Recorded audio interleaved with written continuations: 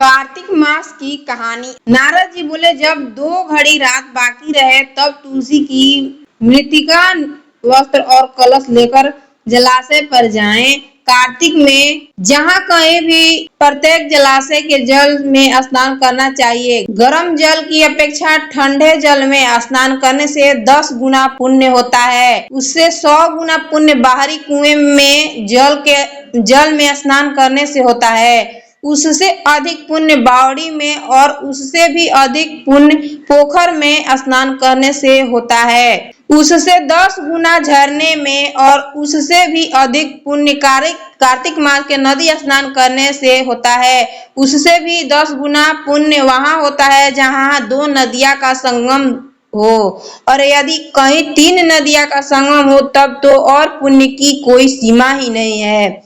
स्नान से पहले भगवान का ध्यान करके स्नानार्थ संकल्प करना चाहिए। फिर तीर्थ में उपस्थित देवताओं को क्रमशः अर्घ्य, आचमनीय आदि देना चाहिए। अर्घ मंत्र इस प्रकार है। हे कमलनाथ, आपको नमस्कार है। हे जलाशय भगवान, आपको प्रणाम है। हे ऋषिकेश, आपको नमस्कार है। मेरे दिए गए अर्घ को आप ग्रहण करें। वैकुंठ, प्रयाग तथा बद्रिका आश्रम में जहाँ कहीं भगवान विष्णु गए वहाँ उन्होंने तीनों प्रकार से अपना पांव रखा था। वहाँ पर ऋषि वेद यज्ञों सहित सभी देवताओं मेरी रक्षा करते रहे।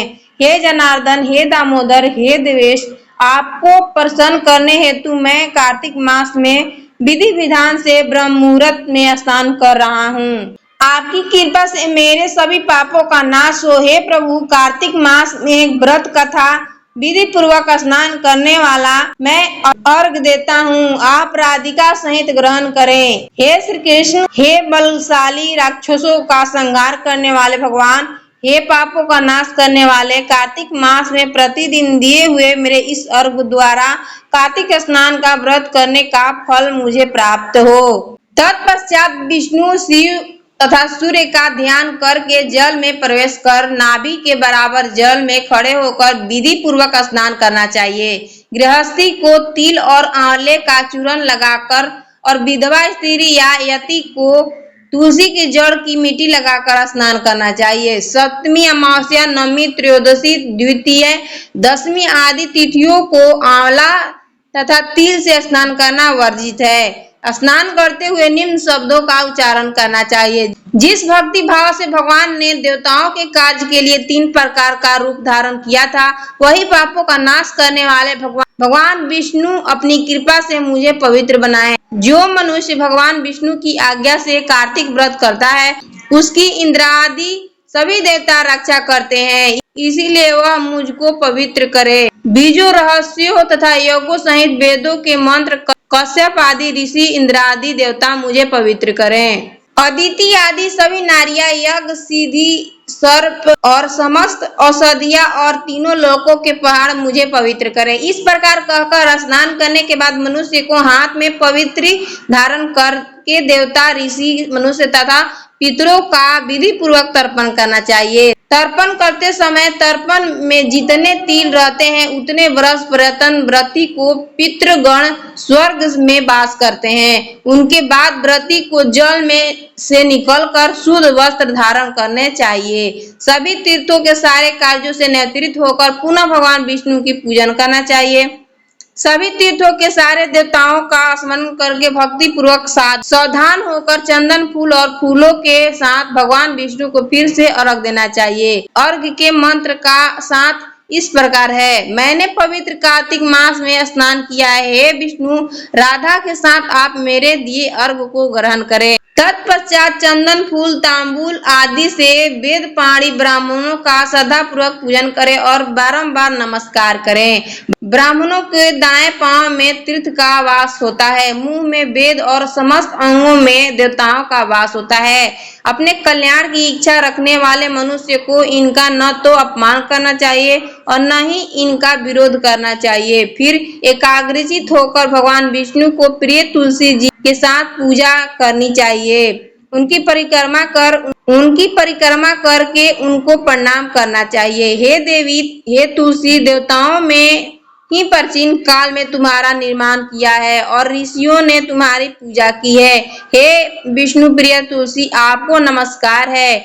आप मेरे समस्त पापों को नष्ट करें। इस प्रकार जो मनुष्य भक्ति पूर्वक कार्तिक व्रत का अनुष्ठान करते हैं, वे संसार के सुखों को भोग करते हुए अंत में मोक्ष को प्राप्त करते हैं। अध्याय 7। नारद जी ने कहा, हे राजन, कार्तिक मास में व्रत करने वाले के नियमों को मैं संक्षेप में बताता हूँ, उसे आप सुनिए। व्रती को सब प्रकार के मांस, अदरक, राई, खटाई तथा नशीली वस्तुओं का त्याग कर देना चाहिए। व्रती को दूसरे का अन्न ग्रहण नहीं करना चाहिए, किसी से द्वेष नहीं रखना चाहिए और तीर्थ अतिरिक्त अन्य कोई यात्रा नहीं करनी चाहिए। देवता, वेद, ब्राह्मण, गाय, व्रती, नारी, राजा तथा गुरुजनों की निंदा भी नहीं करनी चाहिए। व्रती को दाल, तिल, पकवान और दान किया हुआ भोजन ग्रहण नहीं करना चाहिए। किसी की चुगली या निंदा भी नहीं करनी चाहिए।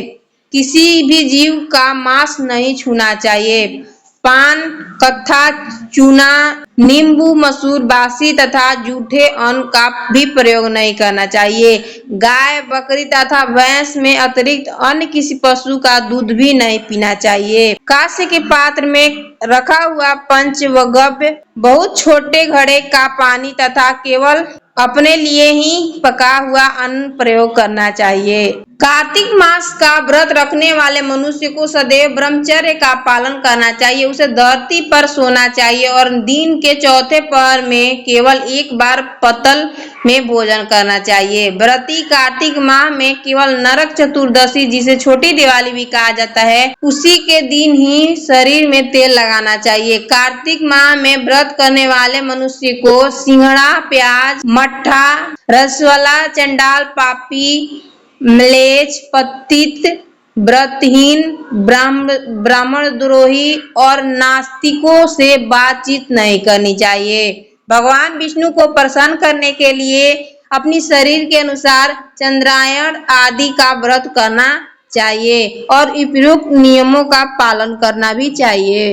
व्रती को प्रतिपदा को कुम्हड़ा, द्वितीय को कटहल, तृतीय को तरुणी, स्त्री, चतुर्थी को मूली, पंचमी को बेल, षष्ठी को तरबूज, सप्तमी को आंवला, अष्टमी को नारियल, नवमी को मूली, दशमी के लौकी, एकादशी को परवल, द्वादशी के बैर, त्रयोदशी की मट्ठा, चतुर्दशी को गाजर तथा पूर्णिमा को साग का प्रयोग नहीं करना चाहिए। रविवार को आंवला का प्रयोग नहीं करना चाहिए।